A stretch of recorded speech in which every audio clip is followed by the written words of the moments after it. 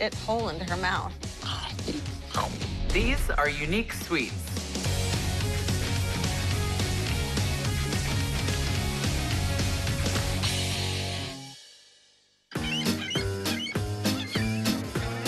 Chicagoans love their food, and they love their little mom and pop shops. Lovely Bake Shop was opened in 2007 by Gina and Bob Hartwig, and it's located in Wicker Park, Chicago. Gina and Bob loved their place so much that they had their little logo tattooed right here on their wrist. That is some dedication. You walk into Lovely Bake Shop, and it's kind of like old-fashioned, chic parlor, coffee bar with lots of little pastries. And at Lovely Bake Shop, they do everything with a unique little twist. Scones are given a makeover with Earl Grey infused raisins. The Earl Grey tea scone begins by soaking golden raisins in a strong brew of fresh Earl Grey tea. Next, the dry ingredients are sifted together, which include pastry flour, sugar, baking powder, and a pinch of salt. Then Bob adds in cubes of butter, which are massaged into the flour so that the butter gets completely coated.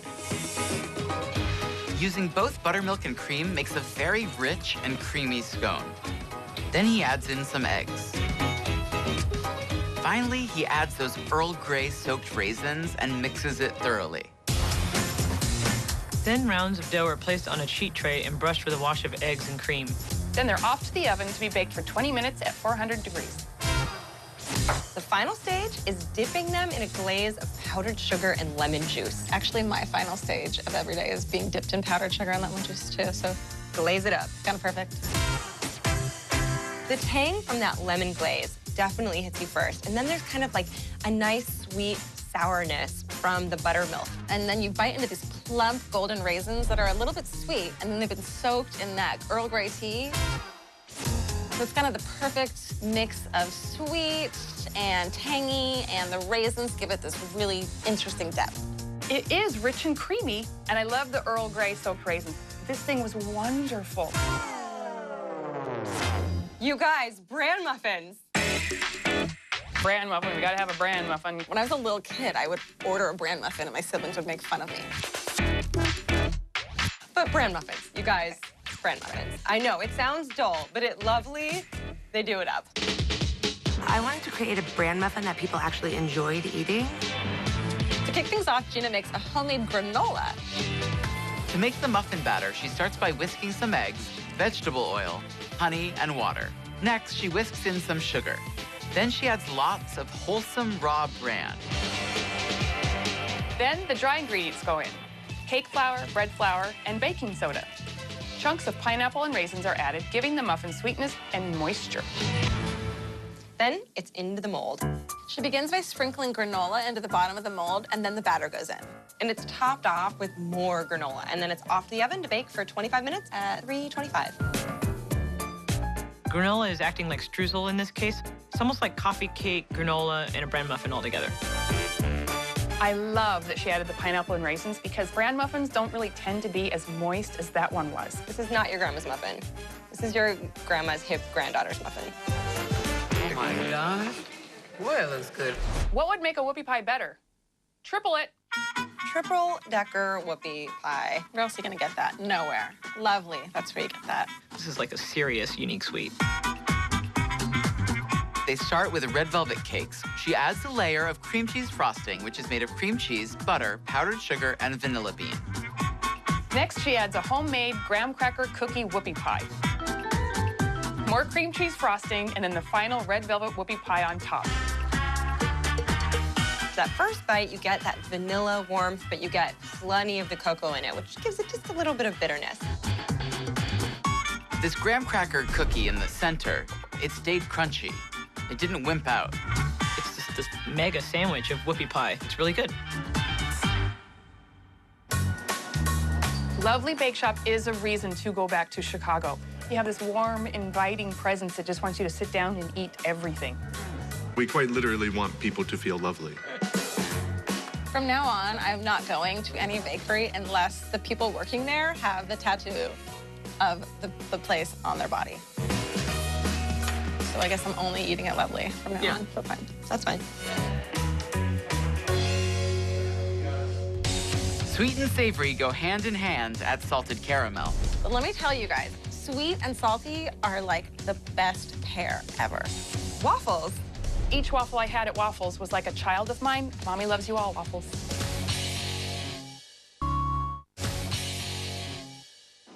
Whether you're eating a hot dog on a street or some spherifized foam thing at one of the top molecular restaurants in the country, Chicago has a great food scene. Chicago is my kind of town because it's people like Jenna Haravan making artisanal, salty and sweet confections that blow my mind. Jenna Haravan launched Salted Caramel in 2009. And the world was never the same. Her little shopette is located in the Andersonville Galleria. There's like Thai curry mango popsicles. There's salty smoked sugar cookies. It's not your typical kind of sweets. But let me tell you guys, and trust me, I eat a lot of sweets. Sweet and salty are like the best pair ever. The great thing about Visited Salted Caramel, she's not shy with the samples. If you sample it, you will buy it, by the way. It's that good. Jenna's Thai Mango Pop gives your mouth something to think about. If you looked up the word exotic in Food Dictionary, this would just be there, like waving its little stick hand. Hi. The Thai Mango Pop begins with a Thai staple ingredient, coconut milk, and a tablespoon of Thai massaman curry paste. It's whisked and heated so that the curry paste infuses into the coconut milk. She makes a custard with the steeped coconut milk, sugar, and egg yolks. Next, Jenna chops up ripe mangoes and squeezes in fresh lime juice. And then it's whizzed up until it forms a really fine puree. She adds this mixture to her coconut milk custard and mixes. Finally, she adds in Greek yogurt, which adds a hint of tanginess and extra creaminess to the pop. Then it's off to the freezer for an overnight sleep. When they're ready, just pull them out of the mold and pop them in your mouth. Curry's really fragrant, and so before it even hits your mouth, you're like, oh, what are you doing here? Cool and creamy, and you get that Greek yogurt tanginess in there, but you got like all this curry kind of warming up on you. Every bite, I was like, what is happening? What's happening? I love this. Jenna, you've blown her mind. Blown it. The carousel cookie is magic. It's a cheddar cheese oatmeal cookie with a sugar coating. The carousel cookie starts with rolled oats. Then she adds the dry ingredients, which are baking powder, flour, sugar, and salt. Dried apricots and plums are added for sweetness and a bit of chewiness. They're all processed together until they combine very well. Next, she adds in some grated English cheddar cheese. I love it. Butter is added and combined. Next, she whisks egg yolks and milk together and adds it to the food processor until the dough forms a ball. Then it's rolled out into this long log about as thick as a rolling pin. The dough is sliced into thin discs sprinkled with sugar, and then they're off to bake in the oven for 10 minutes at 325 degrees. To add the cheddar cheese to this was a bold and daring move, but it paid off. Jenna really knows how to play with textures. Oats, dried fruit, giving it that chewiness. Cheese, giving it like a nice punch. The minute it hits your tongue, you're already getting the sweetness, but then you bite into it and you're getting the cheesiness and the oatness. I know it sounds crazy, but it is so good. Her sugar-coated fruit cubes, she calls jugglers, are something a little out of the ordinary. Vinegar isn't the first go-to item you think of when you're making a fruit chew, but it is for Jenna. We have a peach, apple cider, blackberry, and cherry. Each of them use a different vinegar to give a different tartness. To make the jugglers, Jenna starts with a fruit puree, in this case peaches, and cooks it up with water, champagne vinegar, sugar, pectin, and glucose. Then she adds an extra splash of champagne vinegar to add back any of the vinegar flavor that may have been cooked out. Then it's poured onto a sheet pan and left to cool at room temperature. She removes it from the sheet pan, and then it's a slab of this amazing, like, wobbly jelly that you just want to play with. I really want to play with that. Next, she slices it, dices it, and tosses the cubes in sugar. I think this is totally brilliant jelly making. Gorgeous little jewels that are begging you to eat them. With a little vinegar slap. You really taste the fruit come through, but the vinegar adds a little bit more acidity, so you get like that really tangy, savory side of what she's trying to do. I'd happily juggle these into my mouth. Throw it up, 1, 2, 3. The name Salted Caramel is so cool, but they could have named the place Georgia. You want to eat here. This girl, she's like a mad scientist, and she's getting every experiment right. Yep, she's fearless. I like it. She loves the salty and sweet, and she wants to bring her doctrine of salty and sweet to the masses. And I say, hallelujah. Shopping gets really tasty at Southport Grocery and Cafe. The bread pudding pancakes were my everything. Got this gooiness on the inside and the crispiness on the outside, and the lemon and the cream cheese, and it's so good.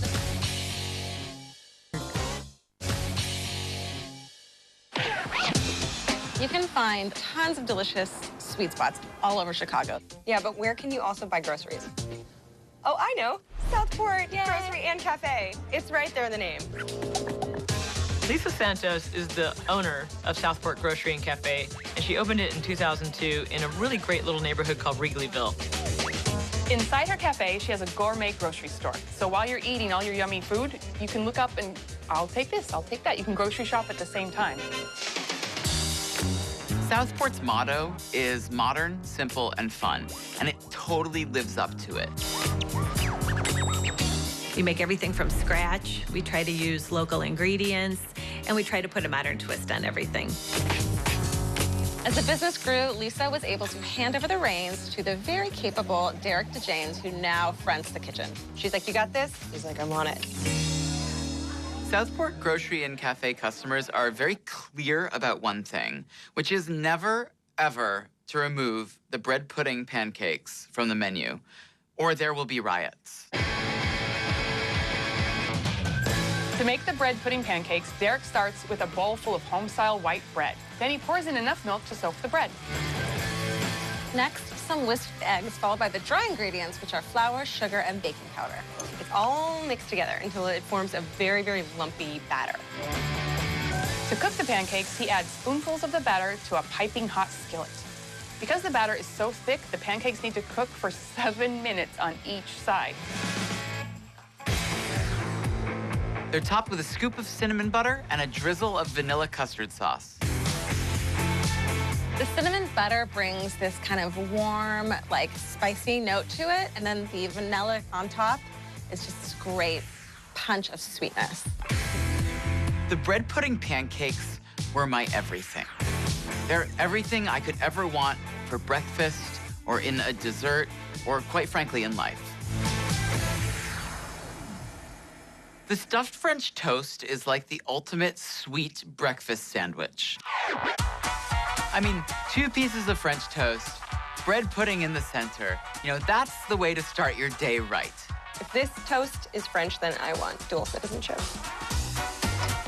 To make the filling, or stuffing, Derek cooks together blueberries, sugar, and water until it forms a syrupy consistency. This gets added to the cream cheese along with some preserved lemon. Next, he makes an egg custard, which starts with eggs. Lots of eggs. He gives them a light whisk before adding in sugar and a pinch of salt. Next, he adds in some cream, milk, and vanilla extract. They're all whisked together and set aside. To assemble the stuffing, he starts by laying out white home-style bread. Then he covers it with layers of the blueberry cream cheese, followed by another layer of bread, another layer of cream cheese, and ends with a layer of bread. He pours over the custard, then it's off to the oven to bake for 40 minutes at 325. He dips slices of bread in the leftover custard mix, and they're cooked until golden brown. To serve, he puts a slice of the blueberry bread pudding in between 2 slices of French toast. It's topped with some warmed blueberry compote and a dusting of powdered sugar, because he just can't help himself. I love that the preserved lemon is a little bit salty and sweet. And then, of course, the French toast is, like, so doughy and rich. Got this gooiness on the inside and the crispiness on the outside, and then filled with these delicious preserves and the lemon and the cream cheese, and it's so good. Those are really good.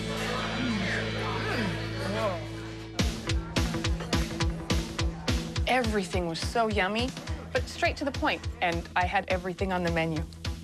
I'm not kidding. Lisa opened a cafe that totally lives up to the motto she set out, which is modern, simple, and fun. Nailed it. It's amazing. I love Southport. I'm moving in. Blow up the air mattress. Waffles Go Gourmet at Waffles in Chicago. You got these little pops of the pearl sugar. I could barely cut through this, and I loved it.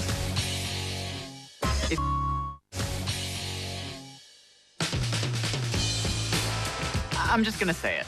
If you love waffles, get to Chicago because they're doing some really interesting things with waffles at a location called, what else but Waffles. Alex Hernandez opened up Waffles in 2011. The reason he opened a place that just does the waffles is because he is that dedicated to waffles. They were always something that we had during holidays growing up, and I'd like to continue that with future generations. He is the waffle master. Bow before him. When you go to Waffles, you can expect to find two different kinds of waffles. The Brussels waffle, which is a batter-based waffle, but he also has the Liege waffle. Liege waffles originated in Belgium, and they use a yeast-based dough, which makes for a more rich and chewy style waffle. They're so popular at Waffles that they go through 100 pounds of this dough in a day. 100 pounds. That's a human. To make the dough, it starts with water, some yeast, an egg, vanilla extract, and milk. Brown sugar and honey is used to sweeten it. And next, a pinch of salt and some all-purpose flour, which are mixed to combine. When it's at the right consistency, he adds in pearl sugar, which is just little clumps of cane sugar. They add a sweet, crunchy texture to the waffle. The sugar, when it's heated in a waffle iron, it explodes and becomes caramelized. To serve them, they get a light dusting of powdered sugar and a dollop of chantilly cream. Finally, it gets topped with blackberry compote. I mean, what else do you need to know to eat this waffle? Love, love, love. I could barely cut through this, and I loved it. It was not a fluffy waffle. You know, this had texture to it. This was toothsome. And then you got these little pops of the pearl sugar, which was a great textural surprise. It's really crazy cool. Like I've never had it before. The Flight is the perfect way to try all of the great flavors Waffles makes. You get the green tea waffle, you get the Liege waffle with this lovely blackberry compote, the red velvet, and the Mexican chocolate. And there's all these little mini versions on a plate. And people look at you like, wow, you're eating a lot of waffles. And you're like, step off, they're tiny, all right? But why is she stuffing it whole into her mouth?